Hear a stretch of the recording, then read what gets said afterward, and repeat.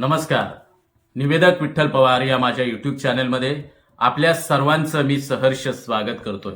प्रथमतः घटकाला शिकवण्यापूर्वी किंवा घटकाबद्दल माहिती देण्यापूर्वी मी प्रथम आपणास आणि आपल्या परिवाराला दीपावलीच्या मनापासून शुभेच्छा देतो. तर बांधवांनो, आजचा घटक आहे. अनेकांनी मला फोन केले की सर, सूत्रसंचालनाबाबत आपण सविस्तर सखोलपणे माहिती देतात.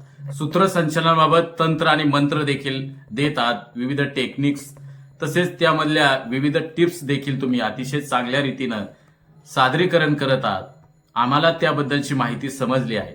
परंतु काही नवोदित सूत्रसंचालकांचे मला फोन आले आणि त्या बऱ्याच जणांनी विचारलं, सर सूत्रसंचालन म्हणजे नेमकं काय, आणि सूत्रसंचालन हा जो शब्द आहे तर त्या शब्दाबद्दल तुम्ही एक व्हिडिओ बनवावा अशी काही जणांनी इच्छा व्यक्त केली. आणि त्यांची असणारी ही महत्वाची इच्छा आणि त्यांची असणारी महत्वाची मागणी मी लक्षात घेऊन आपल्या बांधवांना सूत्रसंचालन म्हणजे नेमकं काय आणि त्याबद्दलचाच आजचा व्हिडिओ आहे. आणि हाच घटक आहे, सूत्रसंचालन म्हणजे काय.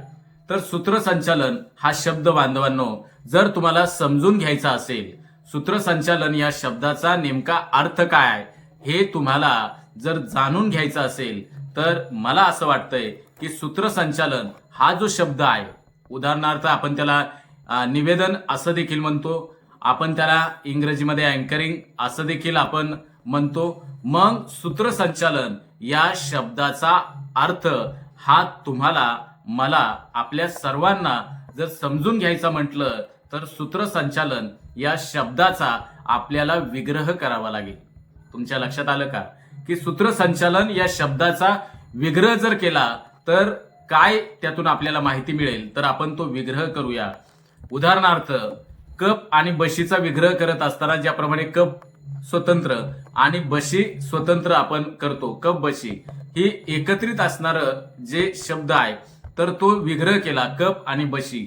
त्याच पद्धतीनं सूत्रसंचालन या शब्दाचा विग्रह करताना आपण प्रथम सूत्र आणि नंतर संचालन हे विग्रह करून विग्रह जर केला तर मला निश्चित प्रकारे वाटतंय की तो अर्थ तुम्हाला समजेल अशी मला आशा वाटते. तर आपण सूत्र या शब्दाचा, सूत्रसंचालन या शब्दातून सूत्र आपण बाजूला केलंय आणि संचालन या विग्रहाच्या द्वारे आपण त्या सूत्रसंचालन या शब्दाचा अर्थ नेमका काय हे समजून घेणार आहोत. सूत्र जर या शब्दाचा जर अर्थ, जर शब्दशः अर्थ जर लक्षात घेतला तर सूत्र म्हणून आपण धागा असं देखील, सूत्राला आपण धागा देखील म्हणतो. काही जण त्याला शास्त्रीय परिभाषेमध्ये त्याला आपण सूत देखील म्हणतो. त्यानंतर काही जण त्याला तत्व देखील म्हणतात. आणि तू एका सूत्रबद्धतेने चाल, अर्थात त्या नियमाने तू चाल. म्हणजे आपल्या लक्षात आलं असेल, धागा, सूत, नियम, तत्व हे शब्दशः अर्थ आहेत. सूत या शब्दाचे शब्दशः अर्थ आहेत.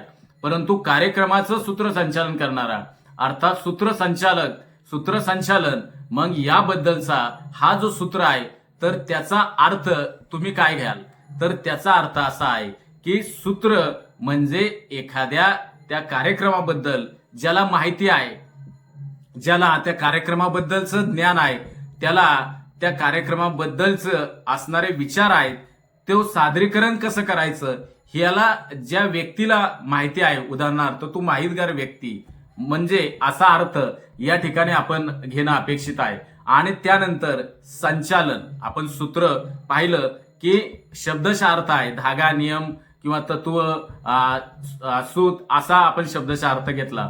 परंतु कार्यक्रमाबद्दल सूत्र म्हणून आपण त्याबद्दलची माहिती घेत असताना ती माहितगार व्यक्ती असा आपण अर्थ या ठिकाणी घ्यायचा आहे. आणि संचालन, संचालन म्हणजे अंमलात आणणे, कार्यवाही करणे, अंमलात आणणे, कार्यवाही करणे. आणि टू फॉलो म्हणजे सुरू करणे. मग एखादा नियम आहे, एखादं धोरण आहे, एखादं तत्व आहे, तर माहितगार व्यक्ती ती विशिष्ट रीतीने पुढे घेऊन जाते किंवा प्रवाहानुसार पुढे चालत राहते. उदाहरणार्थ ती गोष्ट अंमलात आणते. यालाच आपण सूत्रसंचालन असं म्हणायचं, मग आपल्या लक्षात आलं असेल की सूत्र म्हणजे काय आणि संचालन हे शब्द जर आपण जर एकत्र केले तर मी निश्चित प्रकारे मी तुम्हाला सांगेल की एखादी माहितगार व्यक्ती आहे, ती माहितगार व्यक्ती त्या कार्यक्रमाला विशिष्ट संरचनेखाली पुढे घेऊन जाते किंवा सुरुवातीपासून शेवटपर्यंत एका विशिष्ट क्रमाने पुढे घेऊन जाते, याला सूत्रसंचालन असं आपण म्हणायचंय. तर बांधवांनो, आपल्या लक्षात आलं असेल आणि हे सूत्र ज्या व्यक्तीला कळतं त्याला सूत्रसंचालनाचं गणित एक चांगल्या प्रकारे सोडवता येतं. सूत्रसंचालनाबद्दलचं असणारी त्याची जी जिज्ञासू वृत्ती आहे, सूत्रसंचालनाबाबत त्याला असलेलं विशिष्ट ज्ञान आहे, तो ज्ञान चांगल्या रीतीनं त्या सूत्रसंचालनामध्ये तो जीव ओतून एक प्रभावीपणा आणण्याचं काम करत असतो. मग अशा व्यक्तीला जर हे सूत्र समजलं तर तो कार्यक्रम चांगल्या रीतीनं संपन्न होतो आणि कार्यक्रमाचा एक आत्मा, एक कार्यक्रमाचे उत्कृष्ट सादरीकरणाची जबाबदारी ही सूत्रसंचालकाकडे असते. आणि हे सूत्रसंचालन आपण या ठिकाणी पाहिलेलं आहे. माहितगार व्यक्ती विशिष्ट तत्व, नियम, धोरण घेऊन पुढे घेऊन जाते, प्रत्यक्ष नव्हे तर ते अंमलात आणते. यालाच बांधवांनो सूत्रसंचालन आपण म्हणतो. मग ते सूत्रसंचालन कसं असावं हे आपण मागच्या भागामध्ये पाहिलंय.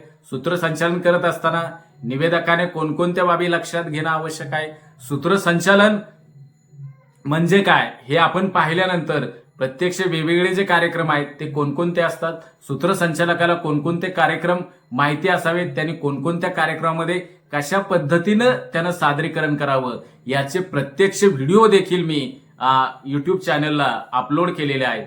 तर बांधवांनो, या दिवाळी सणाच्या निमित्तानं आपल्याला पुन्हा एकदा दीपावलीच्या मनापासून शुभेच्छा देतो आणि आपल्या निवेदन कार्यास देखील मी मनपूर्वक शुभेच्छा देतो. आणि आजपर्यंत जर माझा युट्यूब चॅनल जर बांधवांनो तुम्ही सबस्क्राईब केला नसेल तर प्रथम सबस्क्राईब करा आणि आपल्या इतर समाज बांधवांना देखील या व्हिडिओच्या लिंक्स आपल्या व्हॉट्सअप ग्रुपला शेअर करत चला.